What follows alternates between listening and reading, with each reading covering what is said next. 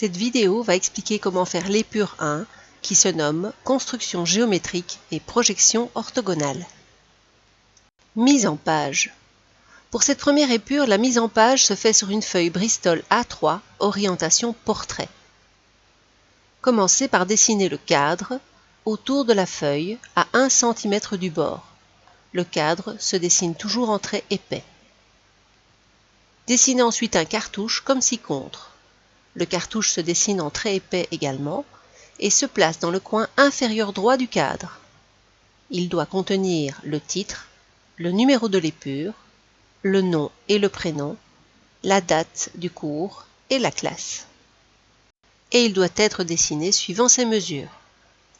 Tous les textes d'une épure doivent être dessinés en écriture normalisée.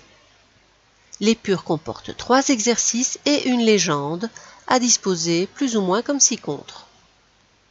Pour cette épure, hormis les mesures imposées pour la mise en page, toutes les autres mesures de dessin sont personnelles et à l'appréciation du dessinateur. Une épure se dessine toujours en noir et blanc, au crayon ou à l'encre. Les couleurs de traits utilisées dans cette vidéo ne sont là que pour aider à mieux distinguer les différents types de traits en rapport avec la légende et les conventions de dessin. Exercice 1. Construction de perpendiculaires en A et en B. Dans la zone de l'exercice numéro 1, commencez par dessiner une droite horizontale A. Situez ensuite un point A sur la droite et un point B en dehors, comme ceci. Tracez un arc de cercle de centre A avec un rayon au choix. Vous obtenez alors les indices X et Y qui sont les intersections entre cet arc de cercle et la droite A. Agrandir légèrement l'amplitude du compas, placez la pointe sèche sur le point X et tracez un premier arc de cercle. Déplacez la pointe sèche sur le point Y sans modifier l'amplitude du compas et tracez un deuxième arc de cercle.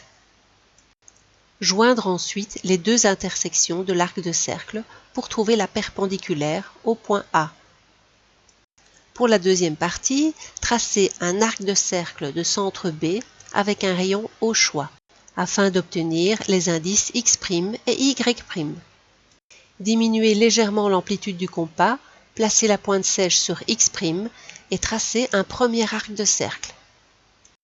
Déplacez la pointe sèche du compas sur Y' et tracez un deuxième arc de cercle de même amplitude. Joindre les deux intersections d'arc de cercle pour trouver la perpendiculaire au point B. Exercice 2. Construction d'une parallèle à la droite A passant par le point B. Dans la zone du deuxième exercice, commencez par dessiner une droite horizontale A. Situez ensuite un point B en dehors de cette droite. Tracez en trait de construction la perpendiculaire au point B en utilisant la technique de l'exercice numéro 1 pour obtenir l'indice X sur la droite A. Tracez un arc de cercle de centre X et de rayon au choix, ceci afin d'obtenir les indices Y et Z. Choisir un deuxième indice sur la droite A qui va s'appeler X'. Sans modifier l'ouverture du compas, tracez un arc de cercle de centre X' et trouvez ainsi les indices Y' et Z'. Tracez ensuite un arc de cercle de centre Y et dont la valeur de l'amplitude est égale à YB. Sans modifier l'amplitude du compas, tracez un arc de cercle de centre Z. Toujours en gardant la même amplitude, tracez un arc de cercle de centre Y'. Et tracez un dernier arc de cercle de centre Z'. Reliez ensuite les deux intersections d'arc de cercle pour trouver la parallèle à la droite A. Exercice 3. Projection orthogonale et vraie grandeur de la surface ABCD. Installez le trièdre de projection en traçant les axes X, Y et Z pour obtenir le plan horizontal où l'on va dessiner la vue en plan, le plan frontal où on va dessiner la vue de face et le plan de profil où on va dessiner la vue de profil. On commence par dessiner la vue en plan et pour cela on reporte toutes les largeurs et les profondeurs du volume, donc les valeurs en X et en Y. Et donc on regarde le volume du dessus, on va reporter la globalité ici du volume rectangulaire puis la globalité du volume qui est un quart de cercle, et puis on va reporter la dernière arête qui assure ici le petit décrochage à droite. Ensuite, on va dessiner la vue de face en reprenant toutes les informations de largeur à l'aide de traits de rappel. Un trait de rappel est un trait qui renvoie d'un plan à l'autre la même information. On situe ensuite le sol et puis on reporte toutes les informations de hauteur du volume à partir de ce sol. Comme ceci. Attention cependant de ne pas oublier de dessiner les arêtes cachées. Même si elles ne sont pas vues de face, il faut les représenter sur le dessin. On va dessiner ensuite la vue de profil qui va reprendre les informations de profondeur de la vue en plan et les informations de hauteur de la vue de face. On commence donc à reporter toutes les profondeurs de la vue en plan sur l'axe Y à l'aide de traits de rappel horizontaux. On va ensuite faire pivoter cet axe Y en prenant comme centre l'intersection des deux axes pour le remettre à l'horizontale avec toutes les informations qu'il comporte. On remonte ensuite ces informations de profondeur sur le plan de profil. On reporte ensuite toutes les informations de hauteur du plan horizontal sur le plan de profil à l'aide de traits de rappel horizontaux. On obtient ainsi des croisements de traits de rappel qui nous permettent de trouver les bons points du volume pour pouvoir dessiner donc cette vue de profil.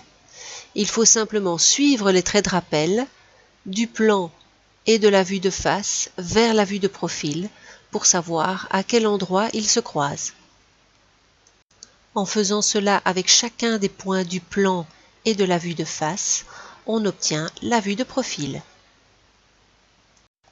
Là encore, attention aux arêtes cachées, donc qui ne sont pas visibles quand on regarde du côté droit du volume, mais qui sont à représenter quand même sur le dessin.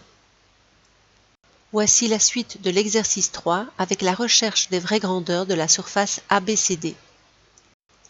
L'objectif ici est de trouver les vraies grandeurs du pan incliné, donc du toit de ce volume. Et donc pour cela, on va nommer les points A, B, C et D qui sont les points de contour de ce pan incliné. Pour être sûr de ne pas faire d'erreur dans la nomination des points, assurez-vous que chaque point est à chaque fois rappelé d'un plan à l'autre en formant un circuit fermé, en s'aidant des traits de rappel. Comme la surface du toit est inclinée et donc non parallèle à un plan de projection, on ne peut pas prendre ces mesures telles quelles sur les trois vues orthogonales. Pour trouver les vraies grandeurs, il faudra donc rabattre ou faire une rotation de cette surface de manière à ce que celle-ci soit parallèle à un plan de projection, comme nous le voyons ici sur la petite vidéo.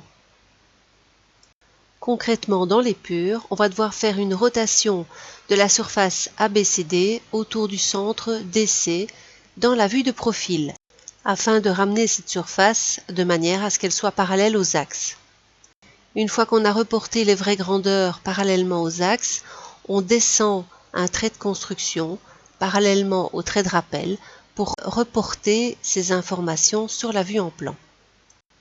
Nommer les arêtes qui ont subi une rotation, donc l'arête A'D' et l'arête C'B'. Les vraies grandeurs de l'arête AB et CD n'ont pas été modifiées puisque ces arêtes-là sont parallèles à un plan de projection, donc on les redescend simplement sur la vue en plan pour obtenir la surface donc complète de la vraie grandeur donc de ce pan incliné. Et on peut nommer cette vraie grandeur A', B', C', D'. Je vous remercie pour l'attention que vous avez accordée à cette vidéo.